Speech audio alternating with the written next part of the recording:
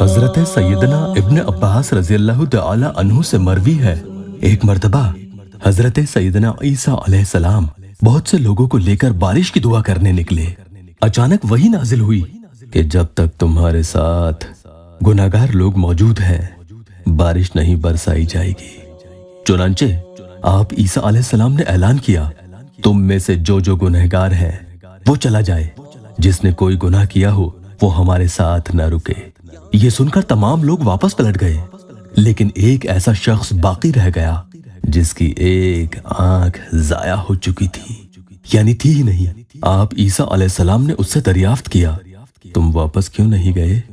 وہ شخص عرض گزار ہوا، یا روح اللہ علیہ السلام، میں نے لمحہ بھر بھی اللہ عز و جل کی نافرمانی نہیں کی، البتہ ایک مرتبہ بلا قصد میری نظر ایک اجنبی عورت کے پاؤں پر پڑ گئی تھی۔ اپنے اس فعل پر میں بہت شرمندہ ہوا اور اپنی سیدھی آنکھ نکال پھینکی۔ خدا عز و جل کی قسم، اگر میری دوسری آنکھ ایسی خطا کرتی تو میں اسے بھی نکال پھینکتا۔ یہ سننا تھا کہ حضرت سیدنا عیسیٰ علیہ السلام رونے لگے اور اتنا روئے کہ آپ علیہ السلام کی مبارک داڑھی آنسوؤں سے تر ہو گئی۔ پھر آپ نے اس شخص سے فرمایا، تو ہمارے لیے دعا کر، میری نسبت تو زیادہ دعا کرنے کا حقدار ہے، کیونکہ میں تو نبوت کی وجہ سے گناہوں سے معصوم ہوں اور تو معصوم بھی نہیں، لیکن پھر بھی ساری زندگی گناہوں سے بچتا رہا۔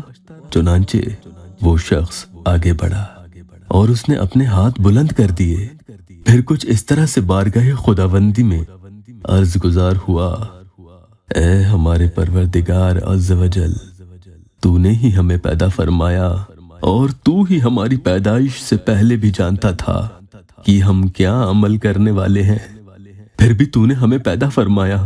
جب تو نے ہمیں پیدا فرمایا تو ہی ہمارے رزق کا کفیل ہے۔ اے ہمارے پاک پروردگار، ہمارے باران رحمت عطا فرما۔ راوی فرماتے ہیں، اس پاک پروردگار عز و جل کی قسم جس کے قبضہ قدرت میں عیسیٰ علیہ السلام کی جان ہے، ابھی وہ شخص دعا سے فارغ بھی نہ ہونے پایا تھا کہ ایسی بارش آئی گویا آسمان پھٹ پڑا ہو اور اس کی دعا کی برکت سے پیاسے سیراب ہو گئے۔ السلام علیکم ورحمۃ اللہ وبرکاتہ۔ میرے پیاروں، مولانا محمد یاسین صاحب رحمۃ اللہ علیہ کا حاجت کی تکمیل کے لیے بڑا ہی حیرت انگیز اور 20 سال سے بھی زیادہ وقت کا آزمایا ہوا سورہ النصر کا وظیفہ میں آپ کی خدمت میں پیش کرتا ہوں۔ جس کسی کو دنیا کی کوئی ایسی جائز حاجت پیش آ جائے، بشرطے وہ کسی کے نقصان کی نہ ہو، خود کے فائدے کے لیے ہو اور خود کا کوئی ایسا جائز اٹکا ہوا کام ہو یا کوئی مقصد ہو، تو اسے پورا کرنے کی نیت سے اس وظیفہ کو آپ پڑھ سکتے ہیں۔ یقیناً جس شخص نے اس وظیفہ کو پڑھا ہے اسے اپنی حاجت حاصل ہو کر رہی ہے۔ سورہ النصر، اذا جاء نصر اللہ والفتح، صحیح مسلم میں حضرت ابن عباس رضی اللہ تعالی عنہ سے منقول ہے کہ سورہ نصر قرآن کی آخری سورت ہے۔ تفسیر قرطبی میں بھی ہے، مطلب یہ کہ اس کے بعد کوئی مکمل سورت نازل نہیں ہوئی، یعنی ایک ہی بار میں پوری سورت کوئی اس کے بعد نازل نہیں ہوئی۔ کچھ آیتوں کا اس کے بعد نازل ہونا ضرور روایتوں میں آیا ہے۔ اس سورہ کی پہلی آیت میں اللہ تعالیٰ کی مدد کے نازل ہونے کے بارے میں اشارہ ہے۔ اس سورت کو صبح کی نماز کے بعد 21 مرتبہ آپ کو پڑھنا ہے، یعنی فجر کی نماز پڑھنے کے بعد سب سے پہلے بسم اللہ الرحمن الرحیم پڑھیں گے اور پھر 21 بار اس سورہ کو پڑھیں گے، اور اتنی مرتبہ یعنی اس کے بعد 21 بار آپ کو کوئی بھی درود پاک جو یاد ہو وہ پڑھنی ہے۔ پھر آتا ہے ظہر کا وقت۔ ظہر کے وقت میں آپ ایک عدد بڑھا دے، آپ کو 22 مرتبہ سورہ النصر پڑھنی ہے اور اتنی ہی تعداد میں درود شریف پڑھنی ہے، یعنی 22 مرتبہ درود شریف اس کے بعد پڑھیں گے۔ پھر آتا ہے عصر کا وقت۔ عصر میں ایک تعداد بڑھا دیں، 23 مرتبہ سورہ النصر پڑھنی ہے اور اس کے بعد 23 مرتبہ درود شریف جو بھی آپ کو یاد ہو وہ پڑھنی ہے۔